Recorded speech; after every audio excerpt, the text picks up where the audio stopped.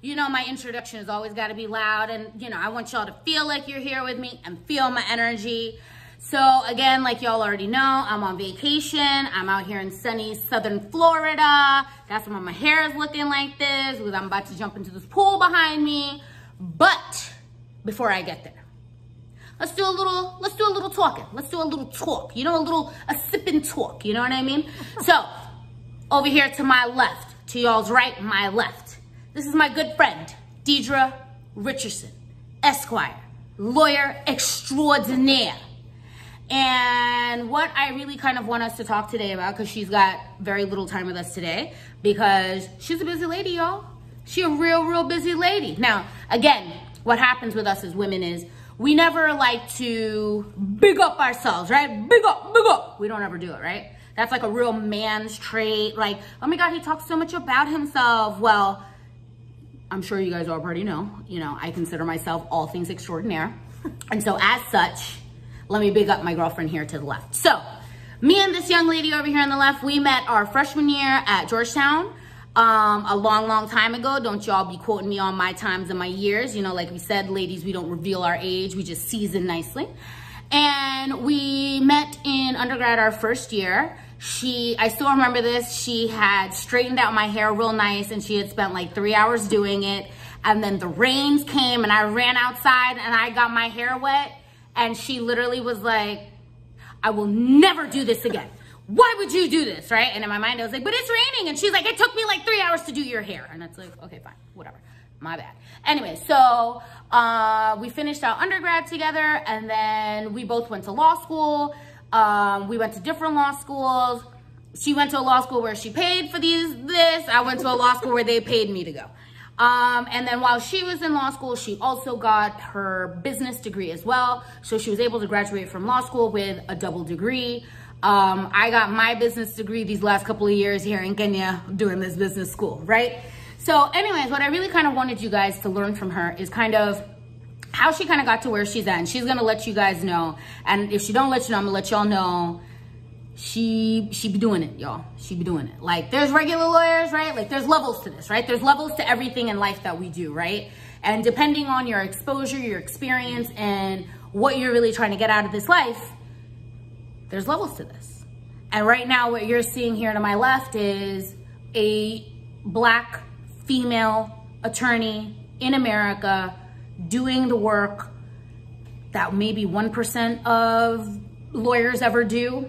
And even of that 1%, they all white and they all men, okay? They're all white, they're all men. And she's light-skinned, y'all, but she Black, y'all, okay? She's blackity black, y'all. She's from South Kakalaki, South Carolina for our Kenyan viewers. She's from South Carolina. And so, Dee, introduce yourself. Let the people know a little bit about yourself and where you started your career, and drop some names, drop some of them names, fam. And then tell them how you got there, and then tell us presently what you're trying to do. So you told a lot about where we started. We both went to college together, went to law school, went to business school. So Rita already mentioned all of that. After business school, or I guess during school, I worked on Capitol Hill, so for Senator Hollings for many years. And after doing that work, realized government work, government relations, politics wasn't necessarily for me. So what do we do then with a law degree? And I decided going in-house was probably the best bet, meaning working for a company. Okay, so just so you guys know, and I know I got a real bright out here, but it's hot where we are, okay? So just so you guys understand, there's different types of lawyers, especially here in the States. Kenya, I don't really know so much. But for instance, I did public interest law. I was a public defender. I didn't get paid no kind of money. I was, with the masses. You have firm lawyers, you have small practice lawyers, and then you have in-house lawyers. And those are those lawyers who are legal counsel for large corporations, NGOs, nonprofits, all of those different large organizations that actually need legal help. That's the type of attorney that she is. So in-house. So continue on. Yep. So in-house lawyer. And I started my career with a international company, Michelin tires. I will just say that. I started with Michelin tires, and I worked on not only, kind of the day-to-day contracts and those sort of things, but, anything related to their publication arm. So Michelin Maps and Guides, in addition to Michelin Tires, Michelin Lifestyle Limited, their licensed products, their tennis shoes, their floor mats, those types of things. So anything that came up related to those areas, that was my client. That's who I worked with. That's what I did every day. And I did that for about 6 years. And then I got the opportunity to transition here to Miami. Yeah, so just so that they understand, right? Michelin, like if for those of us who are in Kenya, Michelin is like Kingsway tires, but global, right? Yep. Kingsway tire, we know that they're all throughout Kenya. I don't know if they're in East Africa, but we all know them for being tires. Michelin is a global corporation. And for those of you guys who are real foodies, like for instance, like myself, the Michelin Star Guide, where you go for, and you guys can Google this later so that you guys know what I'm talking about. I'm not going to get into it, but just to really give you an idea, we're talking about global, y'all. We're not talking about regional. We're not talking about continental. We are talking global business, okay? And again, I really just want to reiterate this and make this it's a Black woman. And what does that tell you? The future is female, and we can literally do whatever we want to. Absolutely. Press on. So, 6 years over there. Now, where are you going? So I came to Miami, and I went in-house with Burger King. So Burger King at the time was in 150 countries. They're in Kenya. They're right over there on Mombasa Road, boss. Oh, and there's one in Lavington. Continue. And I represented anything kind of consumer facing. So I worked with the internal business clients on websites, the mobile application, on the menu that you see, what we say about the products, helping to prove and substantiate that things are true that we say, what we're putting in products, how we're dealing with consumers, how, you know, our franchisees are engaging with the local environment. Those are the types of things I did every day. And again, that was, I think we were in 150 countries at the time. And soon thereafter, we acquired Tim Hortons, which is a Canadian company, but also global.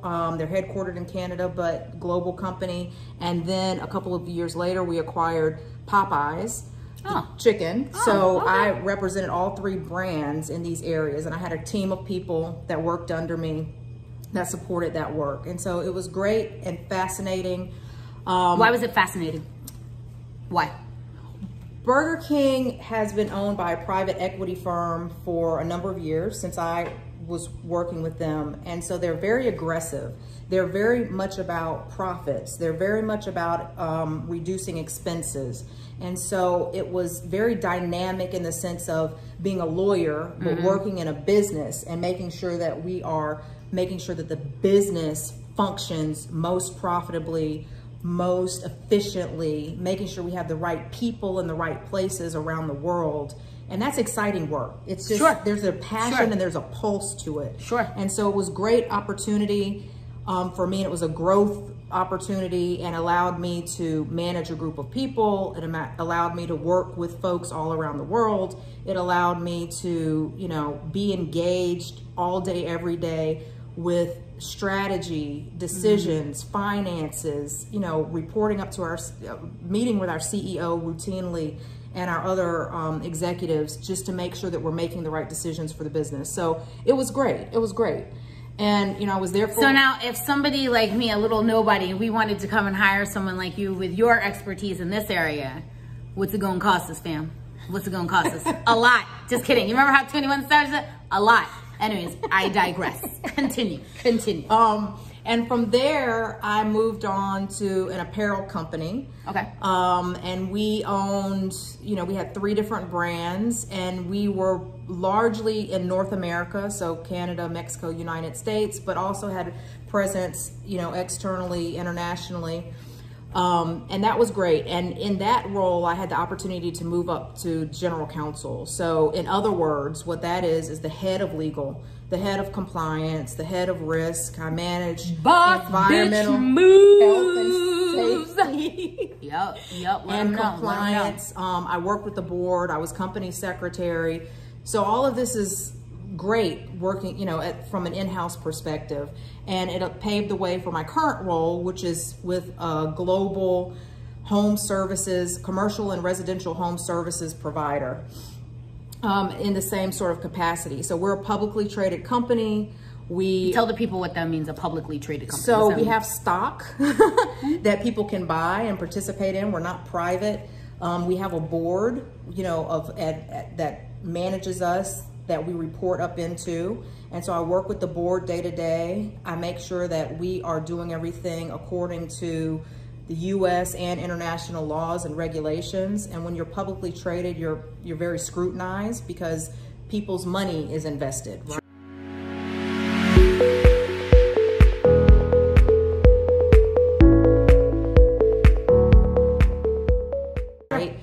So, you know, making sure that we're adhering to all of those rules and guidelines are important. And that's kind of where I am today. I have a team of about 60 folks on That's a lot. That's a lot. I manage like a team of 5, and sometimes y'all, and we're gonna do a whole video about HR, the universe knows that I'm ready not to have to do HR. So I couldn't even imagine like 60 people. Y'all would have to have 2 people in between me and them 60 people, because I can't do it. I can't do it. Anyways, continue on. And so it's been great. And, you know, currently we're working through some acquisitions and some deals, which are a little bit new for me in that sense, but it's been really rewarding and exciting. And it leaves me open now for the next phase of life, where I'm hoping to be able to transition a little bit out of purely the legal world into kind of what types of investments make the most sense for myself, how, you know, other ways that I can contribute to my, you know, the local environment, the culture, the Miami area or global, and just thinking through some of that. So that this has been a pivotal point for me. So you're in a different transactional, not transactional, but you're in a transitionary phase right now, right? So kind of the reason why I kind of wanted to do this video with my girlfriend here was, I think as professionals, right? Where those of us where we go to law school, medical school, pharmacy school, accounting school, whatever it is, those professional schools that you go to, you do your schoolwork and you are told that this is now your full line for the rest of your life, right?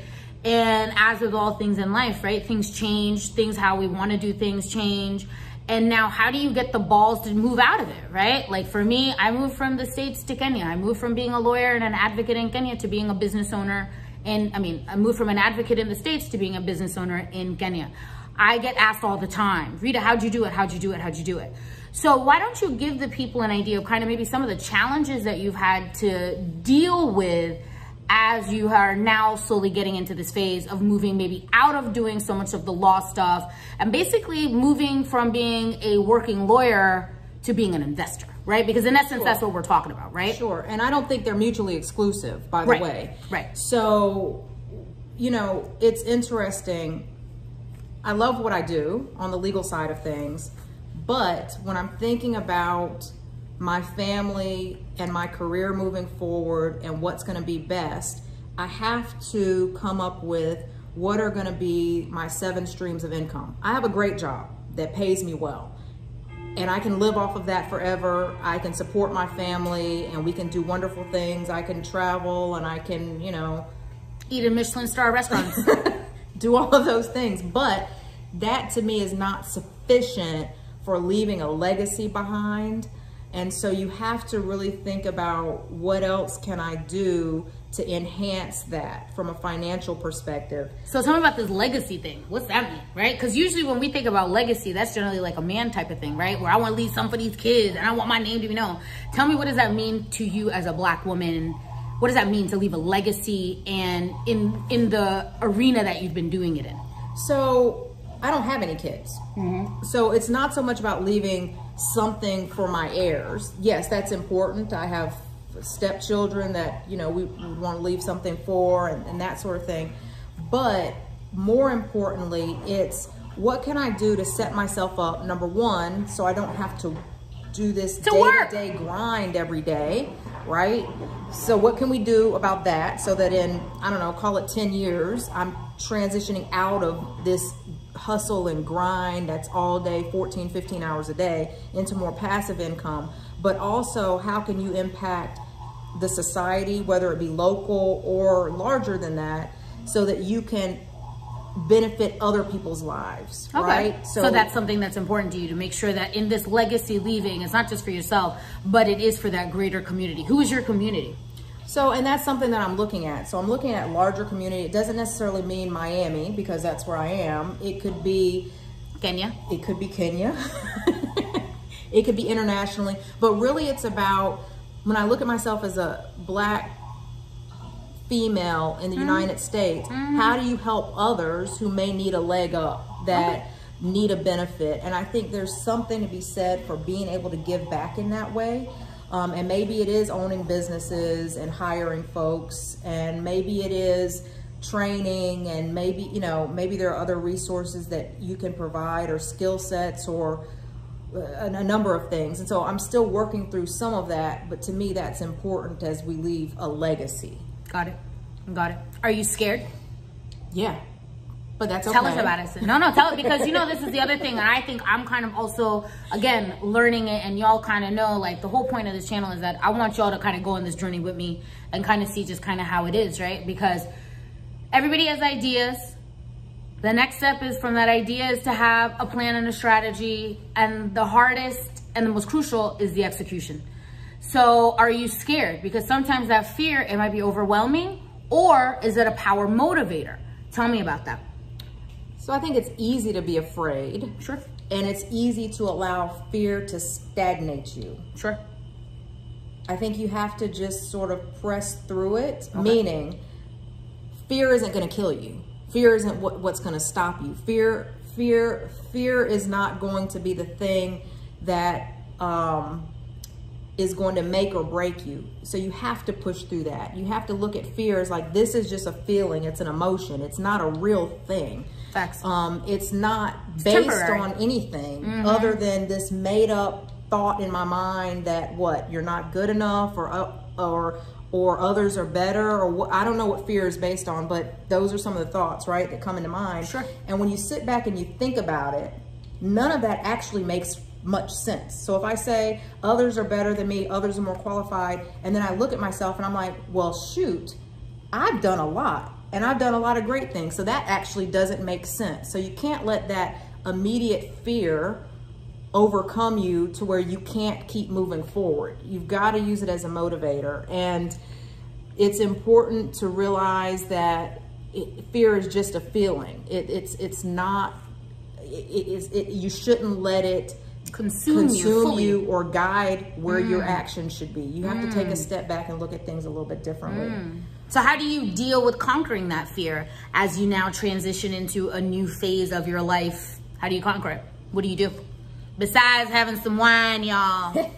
You just have to keep taking steps forward. I mean, it's like you have a plan for your day. You say, these are the 15 things I need to do to get to point B. So then you just do the 15 things and you just keep moving. And at some point, then the fear sort of fades away. I mean, I refuse to have anyone tell me that I can't do something, that I'm not capable of doing something, particularly if I've never tried it. Facts. You know, there are some things that I'm not great at. Sure. We were talking about this. Sure. And yes, it's good to identify your skill set and what you're good at and what you can contribute. But that doesn't mean you shouldn't try things and you shouldn't attempt. And, you know, frankly, you're going to fail sometimes.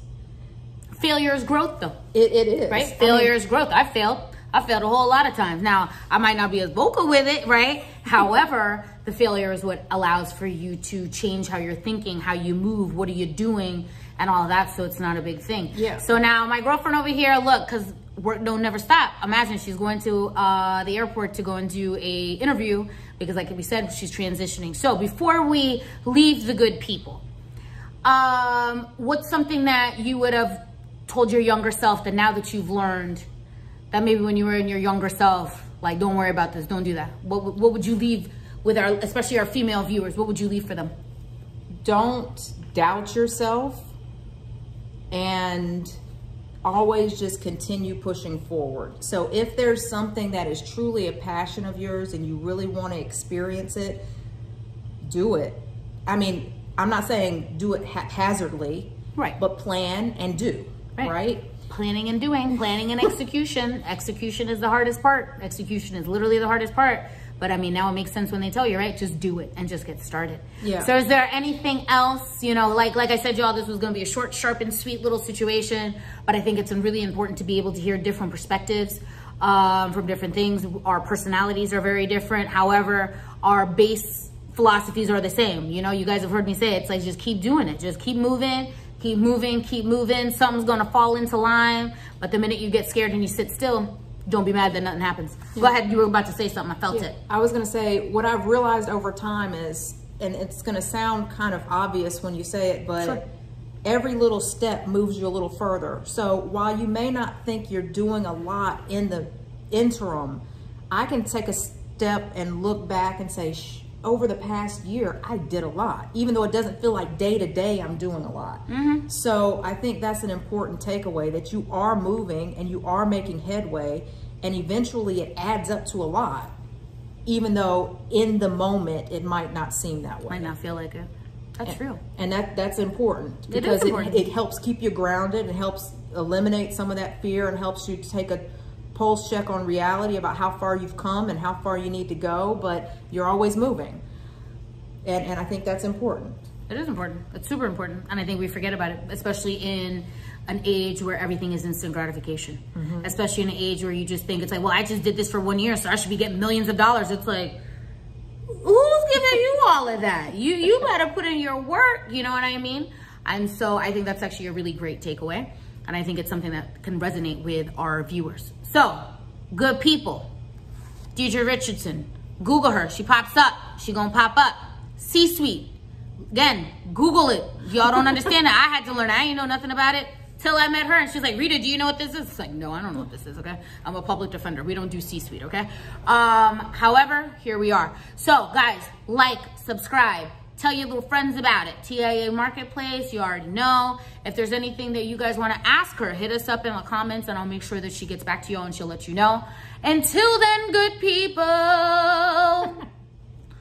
we'll see you later. Take care. Bye.